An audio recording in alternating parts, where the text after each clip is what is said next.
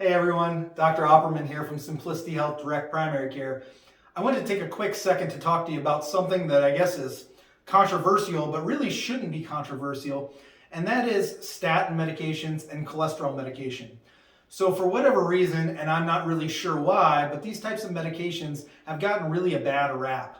And I'm not sure that that really pans out in the evidence. So if I already lost you because I said statin medications and you say, no, I really want to do something more natural, maybe you should hang on and listen, because there might be a bias that you have that you don't really know about, because that's really not evidence-based. The evidence shows us that statin medications are quite helpful in many situations. So what are statin medications? They're really derived from a natural type product. And so some people will use another medication or another natural substance called red yeast rice extract. Red yeast rice extract actually has a small amount of statin in it. So you're really taking something natural, but instead of doing that, we've gotten really good with science, and we can synthesize the active ingredient in red yeast rice extract and make it into something that is even better, and that are statins that work even better. So what is the problem with statins? People will end up saying that they get muscle pains and muscle aches from statins. That is true. Statins can certainly cause that, and I've seen that in my practice, and it definitely is a real phenomenon. However, I think that it probably is a little bit of something called a nocebo effect. It's a little bit different than a placebo effect, and this has been studied over the past year in 2 different trials. Pretty interesting trials, actually. They took patients that already had an allergy to statins. In other words, I don't remember the exact number, but they took around 200 people, and all 200 people have had a statin allergy. They said, I've tried statins and I cannot take them. So what did they do? They took the 200 people and grouped them into a group of 100 and a group of 100. In one group, they gave them a placebo pill and said this could be a statin or it could be a placebo. And in the other group, they actually gave them a statin medication. These are people that already had self-proclaimed statin medications. What happened next was really kind of interesting. In the placebo group, 90% of the people actually had statin or side effects from that. So people, if you think that you're going to have an allergy to it, or you think you're going to have a side effect, it's way more likely that you actually will. I think this actually happened to me.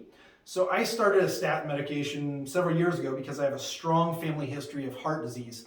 I don't want that to happen to me, and if I'm being honest, my diet is not that great. So for me, instead of becoming a vegan and running marathons and being, super healthy and just eating celery and carrots all the time, I know myself. I want to do that, but I don't have the discipline to do it. So I like to risk mitigate, and so I don't want to have a heart attack or stroke like the rest of my family. So now, when I'm fairly young, this is the time that I want to be preventative against having a stroke or heart attack when I'm in my 60s and 70s. So my story is, I started taking a statin medication probably 7 or 8 years ago. I started having back pain, and I said, this must be from the statin medication, because I knew that it causes muscle pain, muscle aches. So I ended up stopping my statin medication, and lo and behold, the back pain went away. So therefore, it must have been that.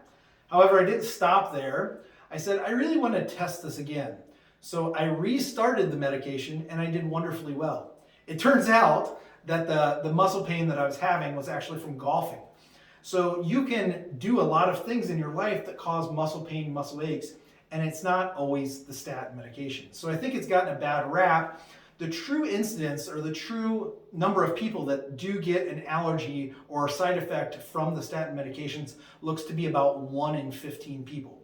In other words, 14 out of 15 people, or over 90% of people, are going to do just fine with these medications. Why do I like these medications so much?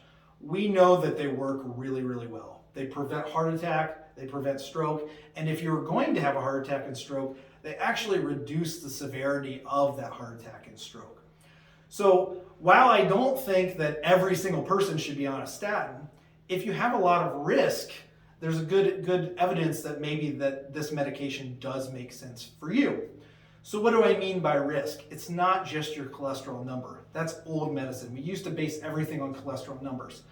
I'm going to be honest, the cholesterol numbers are good and they're helpful, but I've seen patients before that are 2-pack-a-day smokers. They have Wendy's and McDonald's for every single meal, and everybody in their family has a heart attack when they're 60 years old.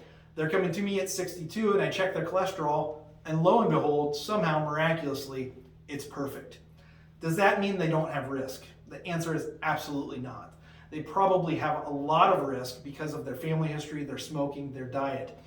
This person, despite a normal cholesterol, still should probably have a statin. The statin, again, will help reduce heart attack and stroke.